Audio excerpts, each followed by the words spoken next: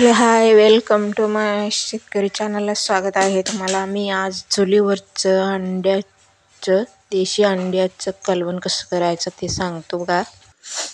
अगदी चव्हानं दगडात चेचून घेतलेला मसाला टाकायचं, मस्तपणी लागते ते. आता सोलून घेतले मी सगळं अंडी. आता सोलून घेऊन आता हे मसाला सगळं घेतले. कोथिंबीर, जिरं, लवंग आणि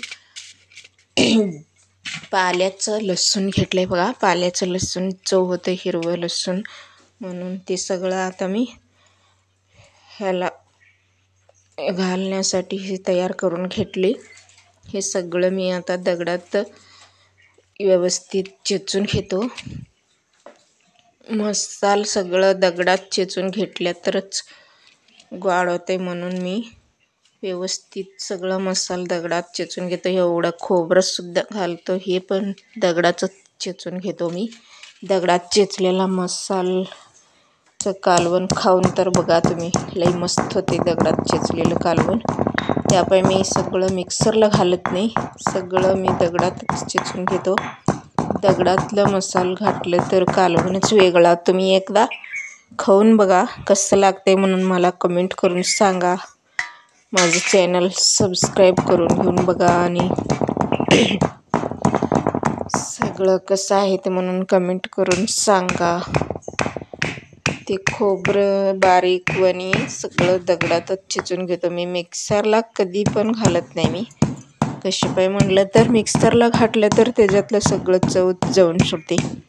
आणि दगडात चेचून देशी अंड्याचं कालवण एकदा करून बघा तुम्ही, कसं वाटतंय मला कमेंट करून सांगा. मी कधी पण काय पण केलं तर सगळं दगडात चेचूनच करतो. आमटी लई चव होते. बारीकवणी सगळं चेचून घेतलं. आता खोबरं तीन सगळं मसाला सगळं चेचून घेतलं बघा बारीकवणी. आता सगळं काढून घेतले बाजूला.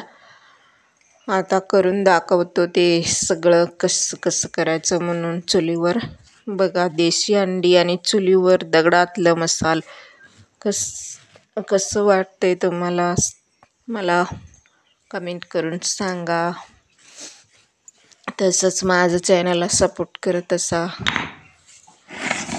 बघत चला तर आता बघा मी सगळं करतो. हे चुलीवर करून दाखवतो तुम्हाला कसं करायचं म्हणून. हे सगळं लसूण, खोबरं आणि कोथिंबीर सगळं मसाला चेचून घेतलो आहे. आता मला किती पाहिजे तेवढं तेल ओतून घेतो चुलीवर.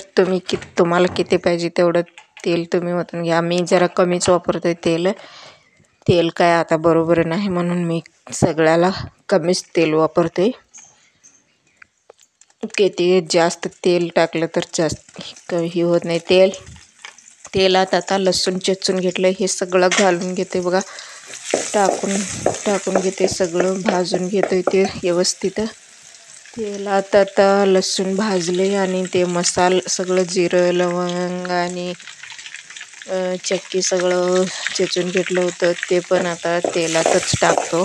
सगळं तेलात भाजलं तर चव उठते त्याचं, म्हणून मी सगळा मसाला तेलातच टाकतो. आणि 2 चम्मच लाल मिरची टाकून घेतो मसाल्याचं, ते पण तेलातच टाकतो. मीठ मला किती पाहिजे तेवढं, त्याला किती लागते तेवढं मीठ टाकून घेतले. तुम्हाला किती पाहिजे तेवढं तुम्ही टाकून घ्या. आता अंडी सगळं ह्याच्यात टाकून घेतो. तेलात सगळं ही करायचं अंडी असं. तेलात सगळं ही झालं का नाही सगळीकडे त्याचा मसाला ते हे होते आणि आमटी पण चांगलं होते, चव उठते. म्हणून मी खोबरं मागटनं टाकून घेते. खोबरं मागटनं टाकून घेऊन सगळं फिरवून त्याच्यात मिक्स करतो. मिक्स करून घेऊन ते तेलात जरा ही झाल्यावर मी त्याच्यात पाणी ओततो. पाणी मी आधीच गरम करून घेतले. आधीच गरम करून घेऊन पाणी ओतायचं, नाही तर थंड पाणी ओतलं तर ते आमटीचं होत नाही, म्हणून मी आधीच पाणी जरा तापवून घेतलं. आता वर कोथिंबीर टाकायचं बघा. आधी कोथिंबीर टाकायचं नाही, वर टाकलं तर जरा कोथिंबीरचा वास सुटते म्हणून चांगलं होते आमटी. कसं झालं आहे माझं देशी अंड्याची आणि दगडात चेचलेला मसाल्याचं आणि चुलीवरचं अंड्याचं रेसिपी, देशी अंडीचं रेसिपी कसं झालं आहे मला कमेंट करून सांगा.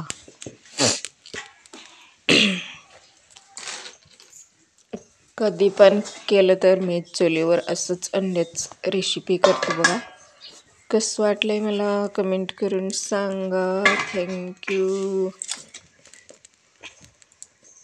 All the best. नमस्ते.